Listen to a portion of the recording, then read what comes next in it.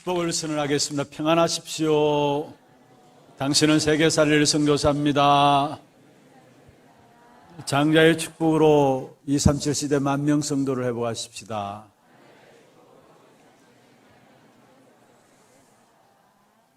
오늘 이 한날도 이번 주간 새롭게 시작할 수 있는 마음에 넘치는 하나님의 은혜가 여러분 모두에게 넘치기를 주의 이름으로 축원합니다. 우리가 이 땅에 살아가면서 이런저런 많은 문제와 어려움들을 당합니다. 평상시는 잘 인도받다가요, 문제와 사건과 어려움들을 당하면은 우리도 모르게 그 문제 속에 묶이게 되는 부분들을 보게 됩니다. 우리 앞에 있는 어떤 문제가 있다 할지라도, 또 안 좋은 조건들이 있다 할지라도 그 문제만 보여서는 안 돼요. 그 문제만 보이기 때문에 거기에 우리도 원치 않게 그 문제에 묶이고 매이게 되는 것을 보게 됩니다. 왜 문제만 보면 안 되느냐? 우리에게 함께 하시는 하나님은 여러분이 갖고 있는 그 어떤 문제라 할지라도 닥친 문제들을 해결할 수 있는 능력 있는 분이시고요, 우리에게 그 문제 속에서 현장에서 승리를 약속하셨기 때문에 우리에게 문제에 묶이고 문제에 매이면 안 되는 것입니다. 우리가 문제를 당할 때 보는 시각입니다. 두 가지 시각으로 나타나는데요, 문제를 당하면은 그것을 발판 삼지 않고 그 문제에 매이고 묶이는 사람이 있고요, 문제를 당하면은 그 문제 속에서 그것을 뛰어넘어서 하나님의 계획을 찾아내고 낙심하지 않고 승리하는 사람이 있습니다. 오늘 이 시간에 나는 어떤 사람일까? 나는 어떤 사람일까?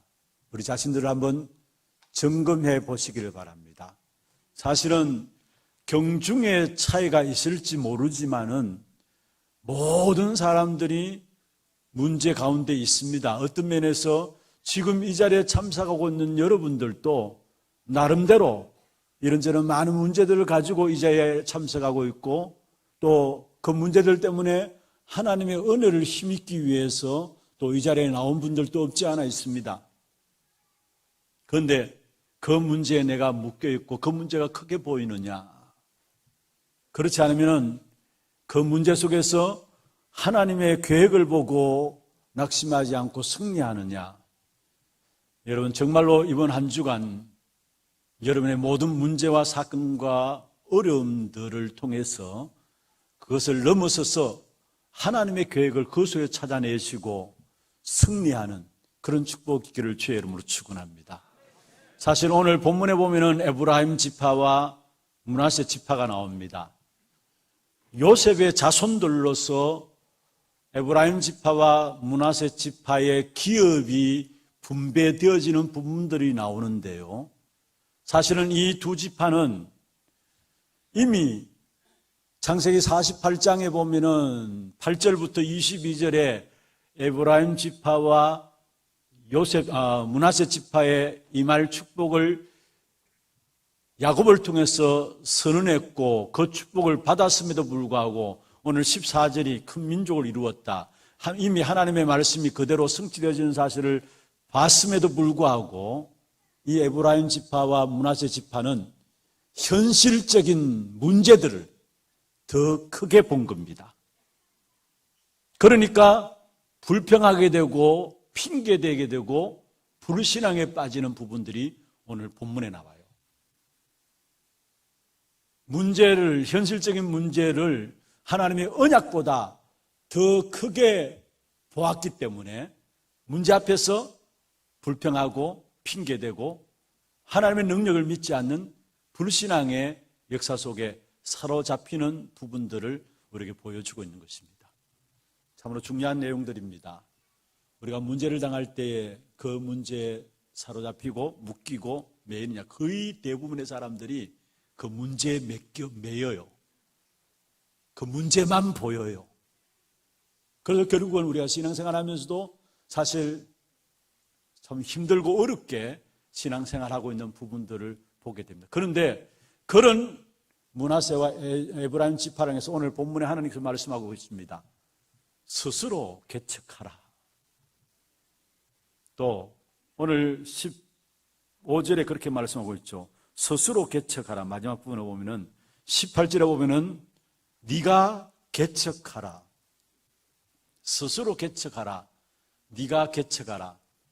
어떤 면에서 할 수 있다 이런 배경을 가진 사람들은 이 메시지가 제목만 딱 받아도 힘이 날 거예요. 그렇지. 내가 스스로 뭔가 해야지. 뭔가 애쓰고 노력해야지.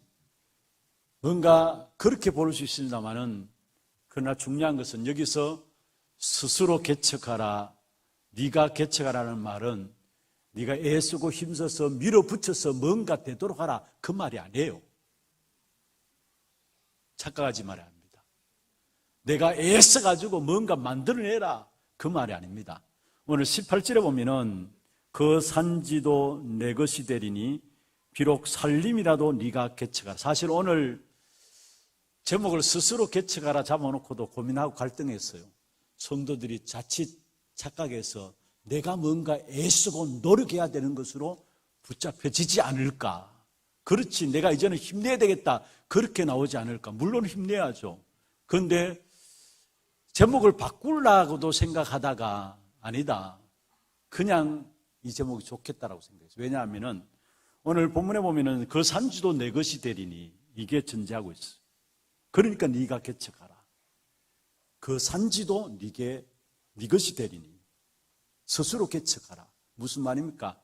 하나님의 능력 가운데 모든 것을 준비하셨기 때문에 그것을 누릴 수 있도록 새로 시작하라는 말이에요. 하나님이 그리스도 안에서 우리에게 모든 것들을 누릴 수 있도록 능력 가운데 우리와 함께 하십니다. 이 사실을 알고 문제 속에 빠져 있지 말고 새로 시작하라는 말입니다. 오늘 우리 찬양대 마음에 넘치는 은혜를 주사 새롭게 시작하게 하옵소서. 정말 오늘 이런 어떤 문제와 사건과 어려움들이 여러분이 있든지 간에 하나님의 능력을 믿는 믿음을 회복함으로 말미암아 그 믿음으로 새롭게 시작하는 그런 축복의 길을 주의 이름으로 축원합니다. 그 새롭게 시작하는 자에게 주시는 축복이 그 끝까지 내 것이 되리라 말씀했어요. 그럼 먼저 새롭게 시작하기 위해서는 첫 번째로 여러분 기억해야 합니다. 본질을 확인해야 합니다. 본질을 확인해야 합니다. 우리가 어떤 일을 해 나갈 때에 놓치지 말아야 될 부분들이 있다면 늘 항상 생각하고 확인해야 될 부분들이 있다면 본질입니다. 안 될 때도 물론이고요. 뭔가 일들이 여러분에게 잘 되어질 때도 항상 놓치지 말아야 될 부분들이 있다면 본질입니다. 본질을 놓쳐버리게 될 때에 사실은 방향을 놓치게 돼요. 본질을 놓치게 될 때 방향만 놓치는 것이 아니라 방향 놓치니까 갈등들이 올 수밖에 없는 것이죠. 뭔가 열심히 하는데 갈등들이 올 수밖에 없어요. 그리고 본질을 놓치게 되니까 신앙생활을 한다고 하는데 뭔가 모르는 설명할 수 없는 어려움들이 계속해서 우리에게 찾아오게 되어지는 것입니다. 그렇습니다. 계속적인 승리에 축복된 응답을 받기 위해서는 늘 항상 본질을 생각하고 본질로 돌아갈 수 있어야 되는 것입니다. 우리가 본질만 제대로 확인하면은 그 속에서 방향이 나오게 돼 있고요. 본질만 제대로 확인하면은 그 속에서 사실 보는 눈들이 열려지게 돼 있고요. 본질만 제대로 확인하면은 본질이 제대로 선명하게 확인될수록 본질이 아닌 것, 비본질적인 것, 주변의 것, 사변의 것, 모든 것들이 제대로 보여지기 때문에 그 어떤 일들 속에서도 흔들리지 않고 승리할 수 있는 것입니다. 사실은 본질만 제대로 붙잡으면 모든 것들은 다 따라오게 되어 있는 것이 바로 신앙의 원리예요. 그래서 마태복음 6장 33절에 말씀하고 있죠. 너희는 먼저 그의 나라와 그의 의를 구하라. 그래야면 이 모든 것을 너에게 뭐요? 더하여 주시리라. 본질만 제대로 붙잡고 그게 방향 맞추고 나갈 때 하나님은 모든 것 더해 주시겠다라는 사실을 말씀하고 있는 것입니다. 그렇습니다. 우리가 성경을 볼 때도 본질을 가지고 봐야 되고요. 저와 이런 메시지를 들을 때도 본질을 가지고 메시지를 듣고 확인해야 되는 것입니다. 특별히 우리 렘넌트들이 어른 되기 전에 반드시 어릴 때부터 훈련되어져야 될 부분들이 뭐냐? 본질을 찾는 거예요. 왜 본질을 어릴 때부터 찾는 훈련들이 되어지고 이 사실들이 되어져야 되느냐? 세상은 대단해 보이고요, 화려하게 보임으로 말미암아 세상 성공과 유혹으로 악한 사단은 우리 렘넌트를 속여요. 그래서 본질을 찾지 못하면은 세상에 대단해 보이는 성공과 화려함 속에서 다 미혹당할 수밖에 없어요. 그리고 우리가 본질을 찾지 못하면은 당장 사람을 만나면은 이런저런 많은 말들을 듣게 됩니다. 그런데 그 말들을 듣다 보면은 여러분, 사람의 말은 사람은 존중하고 그 말들은 여러분 들어요. 그런데 사람의 말의 결과는 뭔지 압니까? 결국은 불신앙이에요. 우리는 하나님의 사람으로서 하나님의 음성을 들어야 되지, 사람의 말을 듣고 보면 결국은 마지막에 불신앙만 남아요. 그리고 세상에 이런저런 소리들 있잖아요. 세상에 나가보면은 결국은 세상의 현장에는 고통이 있습니다.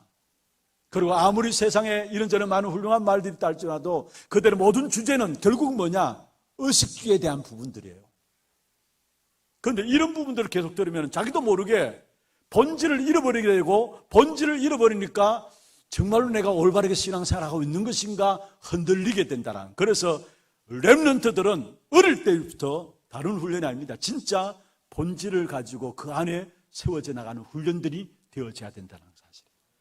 왜냐? 시대 자체가 어떻게 하든지 간에 악한 사단이 강명의 천사로 모든 본질적인 부분을 싹 빼버리고 그게 다 쏙도록 만들기 때문에 정말 우리가 본질을 제대로 찾아내야 하는 것입니다. 고린도전서 11장 14절에 말씀하고 있잖아요. 사단이 강명의 천사로 가장해서 어떻게 하든지 미혹한다고 말씀했습니다. 여러분, 교회의 문제가 무엇인 줄 아십니까? 한국교회의 문제가 무엇이고 세계교회의 위기가 무엇 때문에 온 줄 아십니까? 사실은 다른 곳에서 온 것이 아닙니다. 교회가 가져야 될 본질을 잃어버렸기 때문에 한국교회, 세계교회의 위기가 온 것이고, 교회의 위기가 오니까 현장의 위기가 다 찾아온 거예요. 그래서 정말 우리가 늘 항상 점검하고 확인해야 될 부분들이 있다면 본질로 돌아가는 거예요. 내가 정말 본질 위에 서 있느냐? 성공하면 성공하는 만큼 오히려 더 내가 본질 위에 서 있느냐 확인해야 됩니다. 그러면은 이런 신앙의 본질이 무엇입니까? 우리가 많은 사람들이 신앙생활하고 있는데 그 신앙생활 속에서 가장 중요한 것이 바로 신앙의 본질을 가지는 것인데, 신앙의 본질은 복음을 알고 누리는 겁니다. 우리가 그냥 교회 다닐 수 있어요. 그래서 그냥 교회 다니기 때문에 신앙의 본질인 복음을 알고 누리면 안 되기 때문에 결국은 교회에 열심히 다니는데도 그의 삶은 종교생활이에요. 그럼 어떻게 되는 줄 아십니까? 교회를 다닌다 할지라도 종교생활로서 삶을 살아가게 되면은 우상 숭배하는 자들과 똑같이 저주와 재앙과 실패는 오게 돼 있다는 사실이에요. 여러분, 복음을 깨달으면 깨달을수록, 다시 말하면 신앙에 참된 본질을 회복하면 회복할수록 여러분, 지금 갖고 있는 여러분 모든 갈등들 하나하나 정리가 되게 돼 있어요. 신앙생활 하면서 뭔가 모르는 갈등들이 있잖아요. 교회 나오면서도 뭔가 모르는 갈등들이 있잖아요. 그런데 중요한 것은 정말로 신앙의 참된 본질을 알면은, 다시 말해서 진짜 복음을 알고 누리면 누릴수록 여러분 지금 갈등하고 있는 부분들이 하나하나 새롭게 보여지고 다 새롭게 정리가 되게 되어 있어요. 그렇지 않는 이상은 교회 다니면서도 여전한 갈등 속에 살아가요. 여전한 갈등 속에. 제가 어떤 청년을 만났는데, 랩런트를 만났는데 학교 휴학을 하고 교회를 나왔는데, 이제 공익요원으로, 군복무 대체하는 공익요원으로 근무를 하면서 교회를 나왔어요. 역수로 열심히 교회를 나와요. 한 주도 빠지지 않고. 그래서 한번 지나가다가 이렇게 부딪혀가지고 제가 물어봤습니다. 말씀이 들려지느냐? 말씀이 믿어지느냐? 당장 하는 말이, 주저하지 않고 하는 말이, 목사님 솔직히 하나도 안 믿어집니다. 하나도 안 들려집니다. 안 들려지니까 안 믿어지는 거죠. 그 이야기를 해요. 그래, 진짜 하나님의 은혜를 우려놓고 기도하자. 하나님의 은혜 있어야 하나님의 말씀이 들려지고 믿어지니까 하나님의 은혜를 입도록 나도 기도할 테니까 기도하자. 그래서 시간들이 좀 지났습니다. 사실 그 친구가 똑똑한 친구인데 믿으려고 하는데도 안 믿어지니까 많은 갈등들이 있다는 거예요. 너무 힘들다는 거예요. 안 그렇겠습니까? 교회 온 이유가 뭔가 말씀 듣는 가운데 믿음 가지려고 했는데 이게 안 믿어지니까 그게 오는 많은 갈등들 있을 수밖에 없죠. 그런 가운데 시간이 지나면서 어느 순간에 또 만나게 되었어요. 그런데 가만 보니까 이 친구가 어느 날 찬양됐다가 앉아 있어요.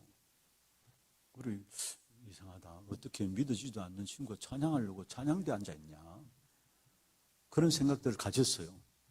그래, 한번 만나게 됐는데 물었습니다. 어떻게 찬양대 다 왔네 하니까, 목사님, 이제는 말씀이 들려지고 믿어져요. 이야기를 해요. 이 친구의 이야기였어요. 신앙생활 자기가 하려고 하고 믿어지려고 그렇게 하는데도 불구하고 안 믿어져서 너무 갈등들이 되어지더라고요. 그럴 수밖에요. 아마 그런 분들이 오늘 이 자리에도 앉아 있을 줄로 믿습니다. 뭔가 믿으려고 하는데 안 믿어지는 거. 뭔가 말씀은 말은 맞는 것 같은데 나와 안 맞고. 그래서 나도 모르게 갈등들. 그러나 분명한 것은 여러분, 진짜 복음을 깨달으면 깨달을수록 여러분 갈등들이 하나하나 정리가 되어져요. 신앙의 본질을 알면 알수록 정말 여러분 갖고 있는 모든 갈등들이 하루아침에 사라지게 돼요. 그리고 더 복음의 사실을 깨닫고 깨닫는 만큼 결국 어떤 결론이 내려지느냐. 하나님께서 이 복음 하나 속에 아무것도 필요치 않는 모든 것들을 다 담아주셨구나 깨닫게 돼요. 그래서 다윗이 고백했잖아요. 여호와가 나의 목자시니 내가 부족함이 없으리로다. 복음을 알고 나니까 다른 거 다 필요 없다고 했어요. 그만큼 다윗은 복음의 가치를 깨닫고 복음을 알고 누린 사람이요. 사실은 저와 여러분 잘 아는 것처럼 시편 23편은 다윗이 가장 어려울 때 고백한 내용입니다. 그 어려운 가운데 다윗의 고백은 여호와가 나의 목자이기 때문에 내게 부족함이 없습니다. 다른 거 모든 거 필요 없습니다. 라고 이야기를 했어요. 복음 하나 안에 모든 것이 다 담겨져 있음을 이 다윗은 알고 누렸다는 사실이에요. 여러분 복음을 그렇게 누리기를 주의 이름으로 축원합니다. 어떤 갈등들이 있다 할지라도 정말로 신앙의 본질인 복음을 알고 누림으로 말미암아 오늘 이 시간 이후로 모든 갈등들이 해결되어지는 그 축복이 있기를 바랍니다. 여러분 힘들다고 또 어렵다고 하는 모든 문제들이 있습니까? 여러분 신앙의 본질로 돌아가시기를 바랍니다. 힘들다고 어렵다고 생각하는 문제가 있다면은 그 문제를 여러분이 해결하려고 하지 마시고요. 대부분이 내가 해결하려고 해요. 문제들. 그러나 내가 해결하려고 하지 마시고 그것을 그대로 내려놓고 어디로 돌아가느냐? 신앙의 본질로 돌아가면은 문제와 갈등들은 하나님이 해결해 주시는 것입니다. 신앙의 본질이 복음을 알고 누리는 것이다 했습니다. 그런데 많은 경우 복음에 대해서 안다고 합니다마는, 복음을 듣는다고 합니다마는 실제적으로 복음을 알고 있는 사람들이 거의 많지 않아요. 모르겠습니다. 우리 하나교회는 뭐 어떻게 되는지 모르겠습니다만은 현장에서 만나보면은 좀 더 교회 다닌다 하고 그렇게 하지 복음에 대해서 알고 있는 사람들이 많지 않아요. 여러분 복음을 알고 누리지 않고서도 교회 다닐 수 있어요. 수고하고 헌신하고 봉사할 수 있습니다. 그런데 중요한 것은 복음 알고 누리지 못하고 교회 수고하고 헌신하고 봉사한다. 시간 가면 갈수록 여러분 결국은 나오는 것이 실패가 나오게 되어 있어요. 어떤 면에서 복음 없이도 수고하고 노력하고 또 봉사함을 통해서 자기 만족을 가질 수 있어요. 성취가 되니까. 자기 성취가 되니까. 만족감을 가질 수 있습니다. 그러나 여러분 아셔야 합니다. 결국은 어떻게 되느냐? 결국은 나중에 실패하게 되어 있는 것입니다. 그래서 우리는 진짜 교회를 다니는 자들이 아니라 복음을 아는 자들이 되어야 합니다. 단순히 복음을 안다는 아니라 그 복음을 알고 누리는 자들이 되어야 합니다. 그 안에 참된 기쁨과 행복이, 축복이 나오게 되어 있는 거예요. 여러분 사람들 만나보면 모두가 성공을 위해서 달려가죠. 그리고 물질을 위해서, 왜냐? 성공해야 되니까. 그리고 돈 있고 뭔가 나름대로 어느 위치에 있으면은 그 다음에 자신의 명예를 생각합니다. 그리고 결국은 정치도 나가게 되고, 그래서 나름대로 자기 이름을 나타내기를 원하세요. 여러분 그것 통해서 참된 기쁨과 행복과 축복이 있을 수 있나요?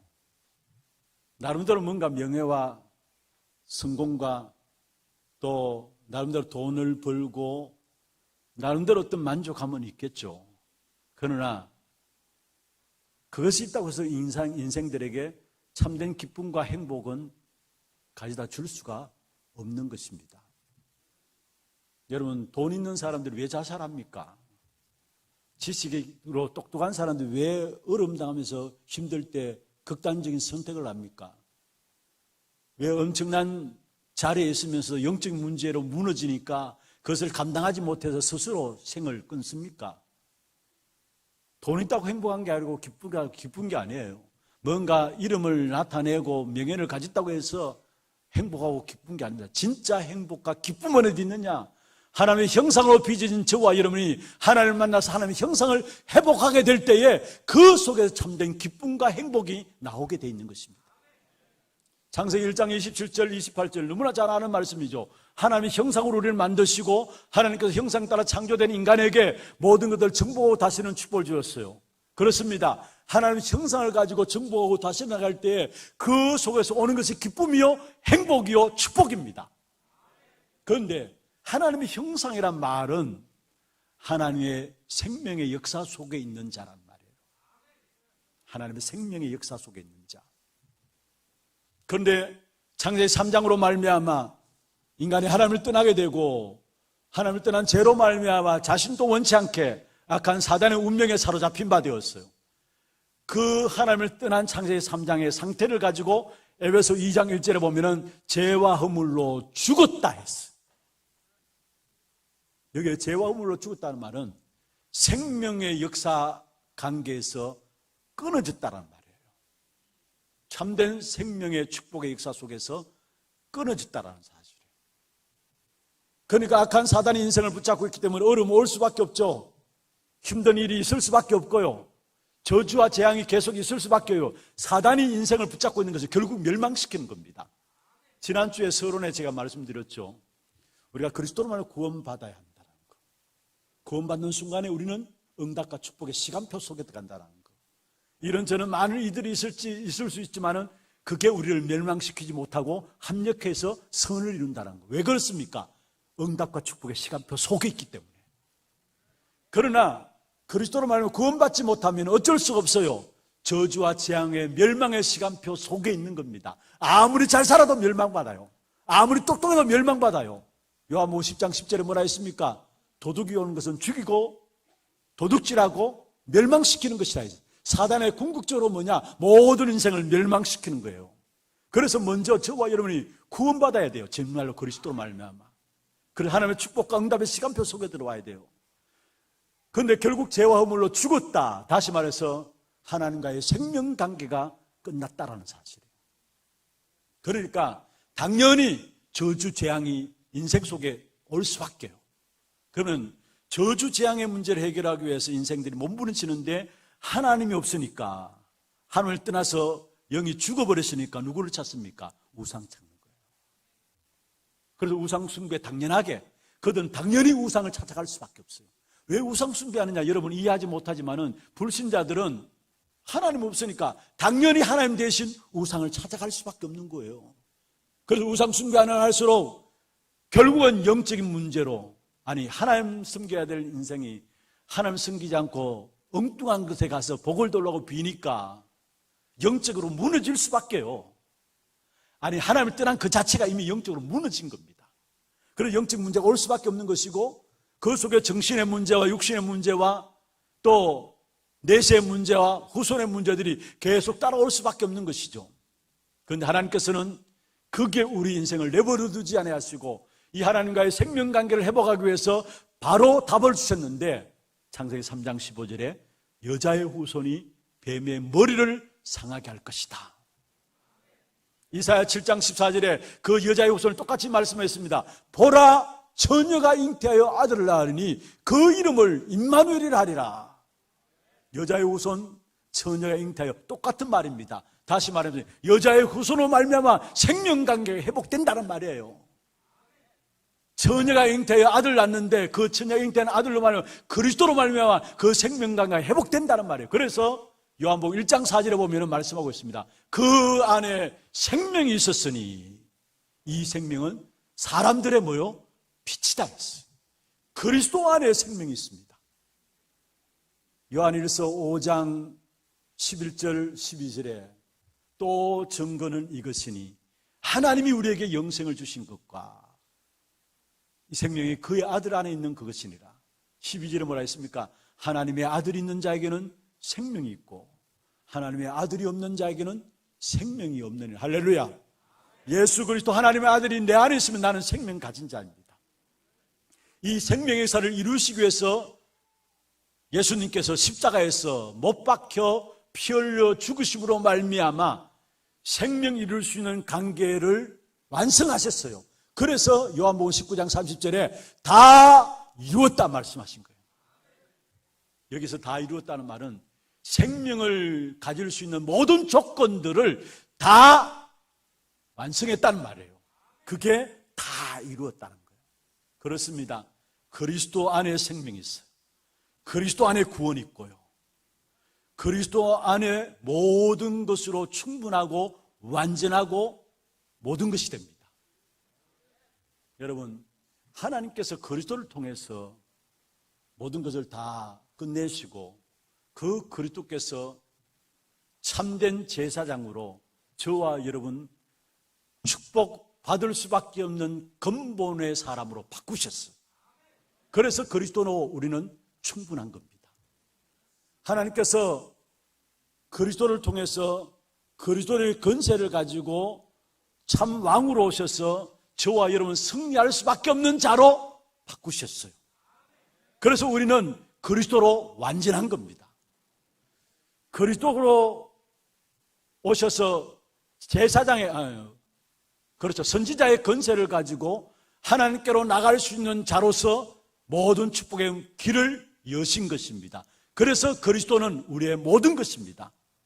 모든 것을 끝냈을 뿐만 아니라 그 그리스도로 충분하고 완전하고 모든 것이 됐는데, 어떻게 모든 것이 됐냐? 참된 제사장으로서 우리를 축복받을 수밖에 없는 근본을 바꾸셨고요. 참된 왕으로서 승리할 수밖에 없는 자로 우리를 인도하셨고요. 또 참 선지자로서 하나님만은 길을 연 귀한 축복 가운데 우리가 하나님을 만나게 되는, 그래서 그리스도는 충분하고 완전하고 모든 것입니다.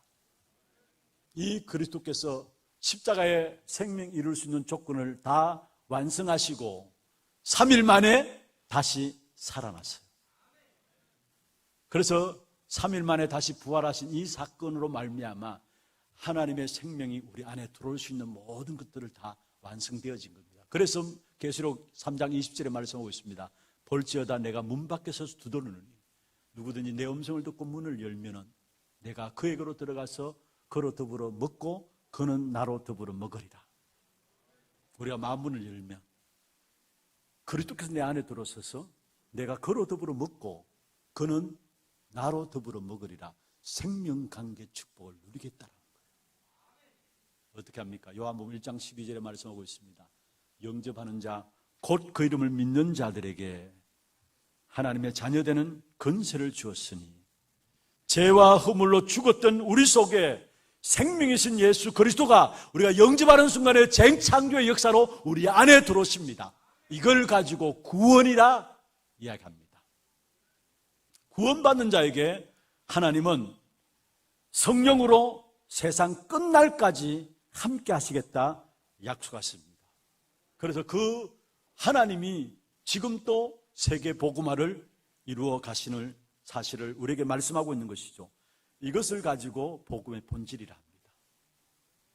하나님을 떠난 우리 인생 창세기 3장 문제로 말미암아 생명관계가 끊어졌는데 이미 예언하신 그리스도가 이 땅에 오셔서 십자가의 죽으심으로 말미암아 생명관계를 이룰 수 있는 이 조건을 이루시고 부활하심으로 말 그것을 완성하시고 그 그리스도를 영접하게 될 때에 구원의 축복을 누리고 구원받은 자에게 하나님은 지금도 성령으로 함께 하시면서 그 성령께서 세계 복음화를 이루어 가신다는 것. 이게 복음의 본질이에요. 이게 복음의 본질이에요. 그래서 여러분 정말로 복음의 본질을 깨닫는 만큼, 복음의 본질에 눈이 열려지는 만큼 세상 보는 눈이 열려집니다. 겉으로 발전하고 뭔가 모르게 많은 것들을 다 가졌다 할지라도 세상이 왜 그렇게 어려움당하는지 세상 보는 눈이 열려지고요, 개인 보는 눈도 열려지고 세상과 개인들이 왜 자꾸 고통 가운데 빠져드는가, 그리고 그 고통 배후에 악한 사단이 역사하는 부분들의 눈이 열려지고요, 그게 내가 누구인가, 구원받은 하나님의 자녀인 내가 누구인가에 대한 그 정체성이 열려지면서 그 정체성을 깨닫게 될 때에 거기서부터 참된 응답과 축복이 이루어지게 됩니다. 오늘 이 시간에 신앙의 본질인 복음을 알고 누리는 자로, 진짜 복음의 본질, 그 본질을 가진 자로 모든 것들을 보는 새로운 눈들이 열려지기를 주의 이름으로 축원합니다. 두 번째입니다. 오늘 본질을 놓친 므낫세와 에브라임이 나옵니다. 서론 부분에 말씀드렸습니다만 에브라임과 므낫세는 요셉의 자손입니다. 그런데 성경에 보면은 야곱이 사실 이스라엘 이름으로 자기 아들들에게 손을 얹어서 머리에 손을 얹어서 축복하죠. 그런데 야곱의 아들들로 말미암아 12지파, 이스라엘 12지파를 이루게 됩니다. 그런데 다른 모든 지파들은 한 지파, 한 기업을 얻게 되는데 사실은 요셉의 자손들은 두 지파를 얻게 돼요. 그게 므낫세 지파와 에브라임 지파를 얻게 됩니다. 그 내용이 창세기 48장 8절에서 22절에 나옵니다. 그런데 사실은 요셉은 본질을 아는 사람이었어요. 요셉은 본질을 아는 사람이었어요. 그러니까 본질을 아니까 전혀 흔들리지 않았어요. 어떤 본질을 요셉은 가지고 있었느냐? 창세기 37장 1절에서 11절. 세계복음화의 본질을 요셉은 가지고 있었던 겁니다.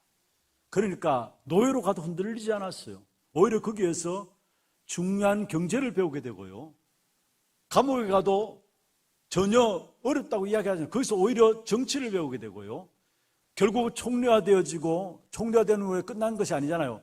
창세기 47장에 보면은 결국 성교의 축복까지 누리게 됩니다. 이스라엘 백성들이 거주하고 있는 땅이 고센 땅인데 그 고센 땅에 거주하면서 결국 애국까지 살리게 되는 성교의 축복까지 누리게 됩니다. 본질을 깨닫는 요셉, 좌절하거나 당황하지 않았고요, 유혹에도 흔들리지 않았고요, 높은 자리에 올라갔다 할지라도 교만하지 않고요. 왜냐? 본질을 아니까. 낮은 자리에 있다 할지라도 비굴하지 않았습니다. 왜냐? 본질을 아니까. 요셉은 본질 속에 있어서 자신을 발견한 사람이에요. 그래서 창세기 45장 1절에서 8절에 보면은 우리가 잘 아는 말씀처럼 형들 앞에서 요셉이 붙잡은 본질이 나오잖아요. 이것 때문에 하나님께서 당신들 앞서 먼저 보냈습니다라고 얘기했어요.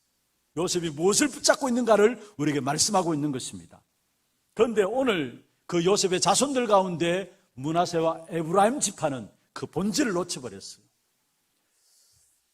좀 설명을 드린다면은 야곱이 노년에 요셉을 통해서 그의 요셉의 형제들과 자기 야곱의 아들들이죠. 아들과 함께 이제 요셉이 있는 애굽에 내려가게 됩니다. 내려갔는데 요셉이 자기 두 아들을 데리고 나옵니다. 자기 아버지에게 야곱에게 하나님께서 주신 두 아들입니다. 데리고 나와요. 48장에 보면 그 내용들이 나오는데, 그러니까 야곱이 할아버지로서 당연히 이제 손자들을 축복해야 되잖아요. 그런데 므낫세가 장자고 에브라임이 차자입니다. 그런데 장자의 축복기는 있기 때문에, 그래서 야곱도 사실 장자의 축복을 가로챘잖아요. 그런데 장자의 축복이 있기 때문에 장자에게 오른손을 얹어서 축복해야 되고 차자에게는 왼손을 들어서 축복해야 되는데, 그렇다면은 사실 므낫세에게 오른손이 얹혀지고 왼손은 에브라임에게 얹혀져야 합니다. 그런데 성경에 보면 눈이 늙었다, 야곱이 눈이 늙었다 했어요. 요셉이 자기 두 아들을 다 갖다가 데려갔는데 야곱이 눈이 늙었다 했어요. 그런데 저는 그 본문을 보면서 온통 인생을 살아오면서 인본주의로 살아왔다가 나중에 야곱이 에브라임과 므낫세를 축복하는 부분을 보면서 말년에는 제대로 영안을 열었구나. 제대로 영안을 열었구나. 좀 이따 설명하겠습니다. 여러분, 정말로 연세가 들면 들수록 정말 영안이 열려지기를 바랍니다. 지금 살아오는 대로 살아가지 마시고 진짜 영안이 열려가지고 여러분 자녀와 후대를 마음껏 축복할 수 있는 그런 축복이 있기를 바랍니다. 영안이 열려졌다는 말이 무슨 말이냐? 하나님 축복하실 자가 누군가를 야곱은 안 거예요. 그래서 에브라임과 므낫세가 왔을 때에 눈이 어두웠지만은 요셉은 당연히 므낫세에게 오른손을 얹어서 축복하기를 원하고 왼손으로 에브라임을 축복하기를 원하는데, 이상하게 야곱은 손을 맞추어가지고 오른손을 에브라임에게 왼손을 므낫세에게 하는 겁니다. 그래서 요셉이 이러면 안 되겠다 싶어가지고 말렸어요. 그리고 또다시 했어요. 그래서 야곱이 뭘 하느냐? 나도 안다 했어요. 나도 안다. 그러면서 이 큰 자에게 므낫세에게도 한 땅을 주고, 그런데 에브라임을 축복하면서 그 아이가 큰 자를 능가하겠다라고 이야기했어요. 그게 창세기 48장에 나와요. 에브라임이 므낫세를 능가하는 축복을 받겠다 말씀했어요. 그 사실대로 되어진 거거든요. 그런데 실제로 여러분, 그 아이가 형을 능가하는 축복을 받는다. 우리 신앙생활도 마찬가지입니다. 우리 신앙생활의 경륜이 중요해요. 오래 다닌 것이 중요해요. 그런데 복음 없이 오래 다니면 그게 중요한 게 아닙니다, 사실은. 진짜 우리가 그리스도 제대로 알고 축복받아야, 성경에 보면은 마태복음에 나옵니까? 먼저 된 자로서 나중되고 나중된 자로서 먼저 된다는 말이 있습니다. 마태복음 19장 30절에 있네요. 먼저 된 자로서 나중되고 나중된 자로 먼저 될 자가 있다. 어떤 면에서 나중된 자 에브라임이 먼저 된 거예요. 여러분, 언제 우리가 먼저 되느냐? 신앙생활 오래 했다고 먼저 되는 게 아니라 나중된 자가 먼저 되는 축복, 먼저 된 자가 나중된다고 이야기했는데, 여러분, 우리가 그리스도 복음 제대로 깨닫는 순간에 먼저 되는 겁니다. 오랜 신앙생활의 경륜도 중요합니다만은 정말로 내가 복음을 올바로 깨닫는 순간에 먼저 된 자가 되는 겁니다. 그런데 이 에브라임과 므낫세가 결국은 본질을 놓쳤는데, 오늘 본문에 보면 그렇게 나오죠. 가나안 땅을 거주하면서 그 땅 거민들을 쫓아내지 못했다. 그게 결국은 본질을 놓쳐버린 거예요. 하나님께서는 이스라엘 백성들이 가나안 땅에 들어가면은 모든 가나안 족속을 몰아내라 했어요. 그런데 오늘 본문에 므낫세와 에브라임은 그 땅 거민을 쫓아내지 못했다 했어요. 16장 10절 한번 보세요. 16장 10절 같이 한번 읽어볼까요? 그들이 게셀에 거주하는 가나안 족속을 쫓아내지 아니하였으므로 가나안 족속이 오늘까지 에브라임 가운데 거주하며 노역하는 종이 되니라.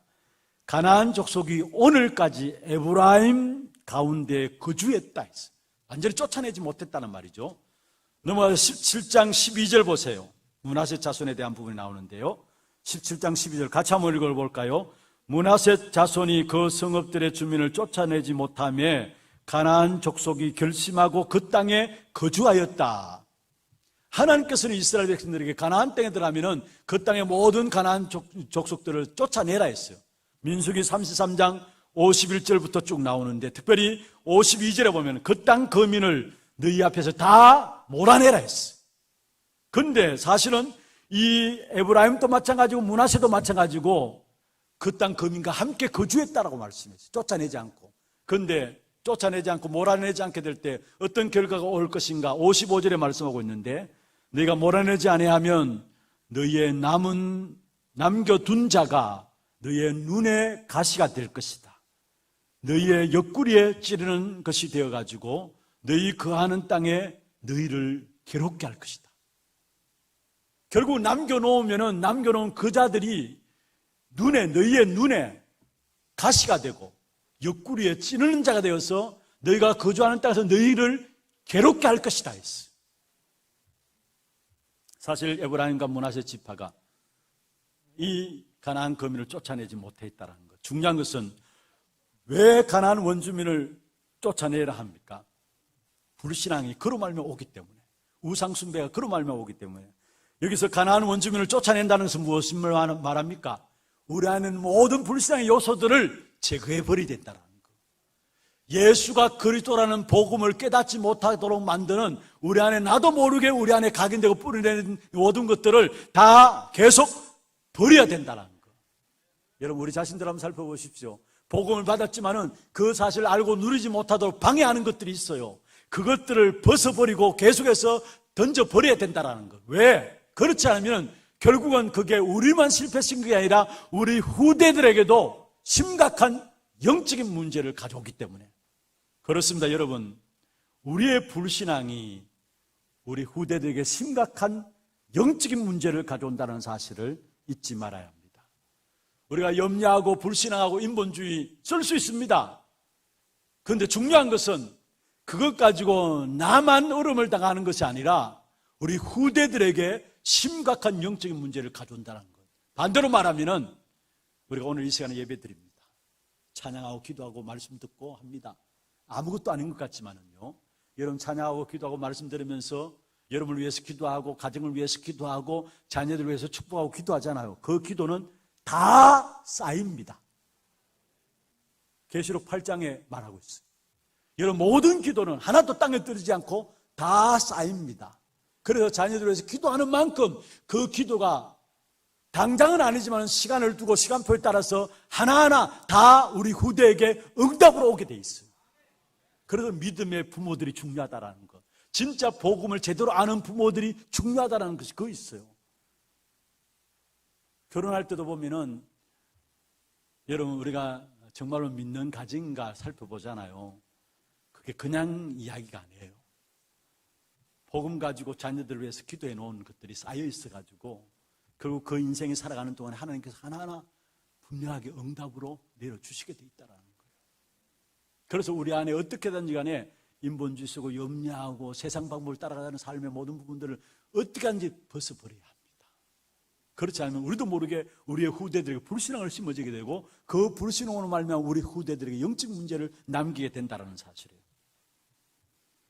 결국 오늘 본문에 보면 본질을 놓쳐버린 에브라임과 므낫세, 받은 축복을 다 잊어버리고 불만하기 시작합니다. 어떤 불만을 터뜨리느냐? 14절에 보면은 왜 이 한 분깃만 내게 줍니까? 이것밖에 안 됩니까? 이 말이에요. 왜 한 분깃만 내게 줍니까? 불평하게 되죠. 그러면서 16절에 보면 핑계를 대는데 보세요. 16절에 마지막에 보면은 거주하는 자이든지 다 철병거가 있나이다. 저 사람들은 철병거가 있어서 막강하기 때문에 도저히 꺾을 수 없다라고 핑계댑니다. 왜 내게 이것만 줍니까? 한 분깃만 줍니까? 하다가 또 핑계댑니다. 저 땅에는 철병거가 있어서 절대로 강하기 때문에 꺾지 못합니다.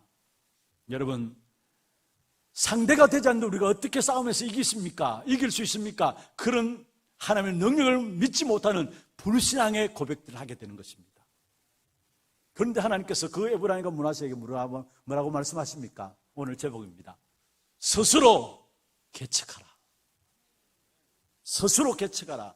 그러면은 땅 끝까지 내 것이 될 것이다. 이런 무슨 말이에요? 스스로 개척하라. 여러분, 하나님의 능력을 믿고 그것을 힘입어서 새로 시작하라는 거예요. 때에 따라서 여러분, 우리 앞에 가나안 땅에 있는 철병거들이 강하게 보이는 것처럼 우리의 문제들이 강하게 보일 수 있습니다. 그런데 중요한 것은 스스로 개척하라. 능히 내가 쫓아내리라는 약속이에요. 내가 능히 쫓아낼 테니까 새로 시작하라는 말이에요. 혹시나 여러분 앞에 세상이 너무 커 보이고 거대해 보입니까? 주변 환경이 견고한 여리고성처럼 여러분에 둘러싸여 있습니까? 어떤 면에 난공불락의 모습으로 여러분이 다가와 있습니까? 앞이 보이지 않을 정도로 절박한 문제가 여러분에게 있습니까? 하나님이 함께 하신다면 능히 해결될 수 있는 것입니다. 그래서 우리에게 주신 방법 중에 방법이 있다면 하나님이 함께 하시는 임마누엘입니다. 그런데 왜 하나님께서 이스라엘 백성들에게 여기에 해결되지 않은 고질적인 문제들을 주고 성경에 보면은 응답과 축복을 잠시 멈추고 계시느냐? 아니, 우리가 그리스도로 말하여 구원받은 하나님의 자녀로 나갈 때 하나님 당장 응답해 주시면 좋겠는데 응답과 축복도 멈추어진 것 같고 뭔가 모르게 내게 고질적인 문제가 있는 것 같고 해결되지 않는, 왜 그것을 남겨주시느냐? 여기에 중요한 답이 있어요.